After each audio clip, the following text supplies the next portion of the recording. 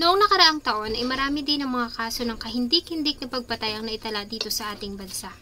Karamihan sa mga biktima ay ang mga walang kalaban-labang mga kababaihan na nasa edad 14 hanggang 30.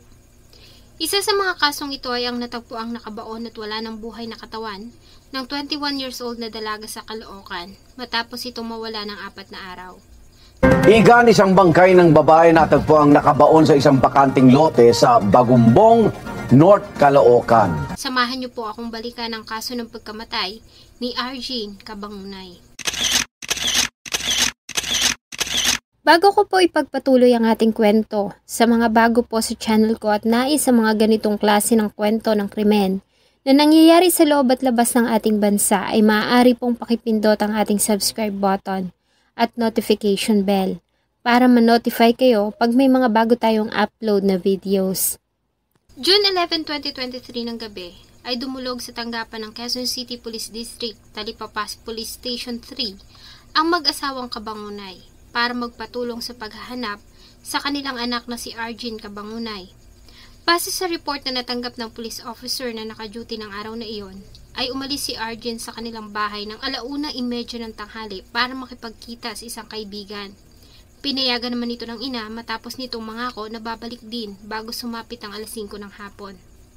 Subalit matapos ang pag-alis ay hindi na ito nakauwi ng kanilang bahay. Nag-alala ang kanyang mga magulang dahil sa hindi nito ugali ang magpagabi o kaya naman ay hindi umuwi ng bahay. Mas nag-alala pa nga sila dahil sa hindi umano ito makontak sa kanyang phone number at hindi rin nagre-reply sa kanyang mga messages. Dahil nga wala pang 24 hours ang nakakalipas at nasa tamang edad na si Argene, ay pinayuhan sila ng mga pulis na makipag-coordinate sa barangay. Malaki din umano ang possibility na sumama lamang ito sa mga kaibigan o kasintahan at uuwi din ang kanilang bahay dahil sa nasa tamang edad na ito. Kaya naman walang nagawa ang kanyang mga magulang kundi umuwi at hintayin ang pag-uwi ng anak. Subalit mabilis na dumaan ang oras at tuluyan ng sumikat ang araw kinabukasan. Wala pa ring Argene ang umuwi sa kanilang bahay. Muli nilang tinawagan ng mga kaibigan at kakilala ng anak. Nagbabaka sakali sila na may nakakita kay Argene. Subalit walang nakakaalam kung nasaan ito. Hanggang sa maalala ng ama ni Argene ang isang pangyayari noong June 3, 2023 ng hapon. Inilarawan ng pamilya si Argene na mabait at mapagmahal na anak. Mula noong bata hanggang sa magdalagay, wala itong binigay na problema sa kanila. Hindi ito napapasama sa mga kaguluhan at mas nais nitong manatili sa loob ng bahay kesa lumabas tulad ng ibang kabataan. Nang makapagtapos ng senior high school noong 2022, ay namasukan si Argene bilang secretary sa isang hardware sa Caloocan City para makaipon at matulungan ang kanyang mga magulang. Nais kasi nito na mag-enroll sa kolehiyo at kumuha ng kursong physical therapy. Maliit lang ang sinasahod ng kanyang ama. Sa katunayan, ay nagkaroon pa sila ng balance sa school kaya hindi nila agad nakuha ang kanyang good moral. Habang nagtatrabaho sa hardware, ay dito niya naman nakilala ang dating naging karelasyon na si Jeffrey Montales, isang construction worker. Mula sa pagiging magkaibigan ay nagkamabutihan ng dalawa na lingid sa kaalaman ng mga magulang ni Argene. Ayaw kasi nito na mag-alala ang mga magulang at nais niya munang makapagtapos ng kolehiyo bago ipakilala ang nobyo sa kanila. Kaya naman palihim lamang ito kung makipagkita sa kasintahan. Noong una ay maayos naman na naging relasyon ng dalawa. Nakaugalian na sinusundo ito ni Jeffrey sa trabaho at hinahatid pa uwi sa kanilang bahay. Bagamat hindi siya lumalapit sa tinitirhan ng nobya dahil sa ayaw nito na makita siya ng mga magulang. Tumagal ang kanilang relasyon ng halos 1 taon at kalahati bago sila maghiwalay. Ayon sa mga nakakakilala sa dalawa, habang tumatagal ay nagbagong pakikitungo ni Jeffrey sa nobya. Lumabas ang totoong ugali nito na labis na pagkasiloso. Hindi nito gusto na may kinakausap na ibang lalaki si Argene. At ito ang malimit nilang pagtalunan hanggang sa tuluyan ng lumayo ang loob ng dalaga at nagdesisyon nito na putulin ang kanilang ugnayan. Bagay na hindi natanggap ni Jeffrey. Patuloy pa rin itong kinukulit si Argene at pinupuntahan sa pinapasukan nitong trabaho. Nagpapadala din ito ng mga hindi kaaya-ayang mga messages kaya naman binlock ito ni Argene sa kanyang phone number at maging sa mga social media accounts.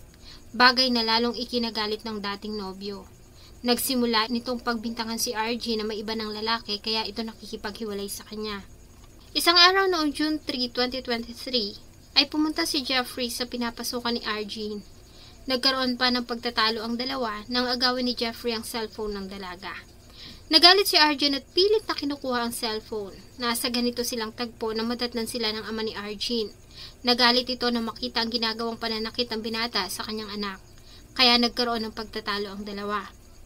Sa huli ay dinala ng mag-ama si Jeffrey sa tanggapan ng barangay Balon Bato para ipablatter. Sa nasabing blatter ay nagkasundo ang dalawang panig na hindi na lalapit si Jeffrey kay Arjen at nakalagay din doon na pinuputol na ng dalaga ang anumang ugnayan nila ng dating kasintahan. Ang kasunduhang ito ay pinirmahan ni Jeffrey, Arjen at ama nito sa harap ng mga barangay officials at mga nakasaksi bago sila tuluyang maghiwa-hiwalay. Mula ng araw na iyon ay hindi na nagpakita si Jeffrey kay Arjen at maging sa pinapasukan nito. Kaya naman naging panatag ang loob ng dalaga at ng kanyang mga magulang na hindi na muling manggugulo ang dati nitong kasintahan. Nung pagpasok na ng anak ko, hindi na kami nangamba kasi nakipablatter na nga. Akala ko okay na eh. Bagay na ikinabahala ng ama ni Arjen. Malakas kasi ang kutob nito na maaaring may kinalaman nito sa biglang pagkawala ng kanyang anak. Kaya naman agad nilang hinanap si Jeffrey. Subalit hindi nila alam kung saan ito nakatira. Muli silang dumulog sa tanggapan ng barangay Balon Bato para malaman ang address ng binata. Subalit ang nakalagay lamang sa record nito ay nakatira ito sa May Kawayan, Bulacan. Dahil dito ay muli silang nagpatulong sa mga pulis para hanapin si Jeffrey Montales.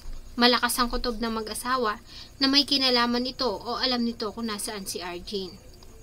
June 15, 2023 ng alas 10:30 ng umaga ay nagtungo ang mga magulang ni Arjen sa Quezon City Police District Talipapa Station 3 at inilahad ang lahat ng impormasyon. Agad namang nagpadala ang tanggapan ng mga personnel para magsagawa ng search. Subalit walang nakakaalam kung saan ba nakatira si Jeffrey Montales.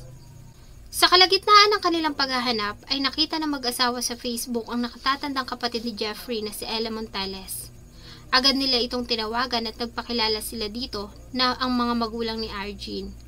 Bagamat hindi alam ng ate ni Jeffrey kung nasaan ang kapatid, ay nangako naman ito na makikipagtulungan at agad natatawag kapag nalaman kung nasaan ang kapatid. Kinabukasan June 16, 2023 ay muli silang nakatanggap ng tawag mula rito at sinabi nito na alam na niya kung nasaan si Jeffrey. Kasama ito ay nahuli nila si Jeffrey na agad nilang isinama sa police station para sa ilang mga katanungan. Noong una ay nagmatigas ito at sinabing hindi niya alam kung nasaan ang dating kasintahan. Mula umano nang ipablatter siya nito sa barangay ay hindi niya na ito nakausap at nakita, bagay na hindi pinaniniwalaan ng ama ni Arjen. Sa presinto ay kinausap ito ng pribado ng nakatatanda nitong kapatid at dito ay umamin si Jeffrey sa kanyang ginawa. Ayon sa ate niyang si Ella, ay nasakal umano ni Jeffrey ang dating nobya hanggang sa mawalan ito ng buhay bago niya ito ibinaon. Kahit pa nga malalim na ang gabi kasama ang pinagsanib na puwersa ng Quezon City Police Station 3 at Police Substation 9 ay agad nilang tinahak ang daan patungo sa lugar na sinasabi ni Jeffrey Montales kung saan niya ibinaon ang katawan ni Arjen. Hindi kaya ng mag-asawa na makita ang sitwasyon ng anak kaya naman hindi na sila sumama. Sa halip ay ang tito ni Arjen at ilang kamag-anak ang sumama sa mga pulis. Tinahak nila ang madilim na daan patungo sa Queensville Subdivision sa Barangay 171. Sa masukal na bahagi ng lugar ay itinuro ni Jeffrey kung saan niya inilibing ang dating kasintahan. Agad na tumawag ng forensic sa mga pulis para ma-process ang crime scene. Matapos ang ginawang paghuhukay, tumambad sa kanilang naaagnas ng katawan ng biktima na positibong kinilala ng kanyang tiyuhin. Nagkaroon pa ng kaguluhan sa lugar dahil sa hindi na nagawang pigilan ng mga kamag-anak ni Arjen ang labis na galit at sinugod ng mga ito ang suspect. Nahirapan din ng mga pulis na pakalmahin ito at tuluyang pahupain ng tensyon. Bata pa 21, kaya masakit para sa amin na ganyan nangyari, babae. Nasa bahay ang mga magulang ni Arjen at naghihintay ng balita, bagamat una na nilang narinig ang pangyayari, ay nagbabaka sakali pa rin sila na sana'y buhay ang kanilang anak. Hanggang sa matanggap na nga nila ang masamang balita. Sa ginawang follow-up investigation ng mga pulis, ay inilahad ni Jeffrey ang buong pangyayari. Ayon sa kanya, ay labis siyang nasaktan na makipaghiwalay sa kanyang nobya. Binlock din siya nito maging sa social media kaya naman nag-isip siya ng paraan kung paano ito makakausap. Ayon kay Jeffrey, ay nanghiram siya ng cellphone sa kaibigang guro na tinawag nilang Teacher Michael. Lingid sa kaalaman nito ang kanyang masamang plano.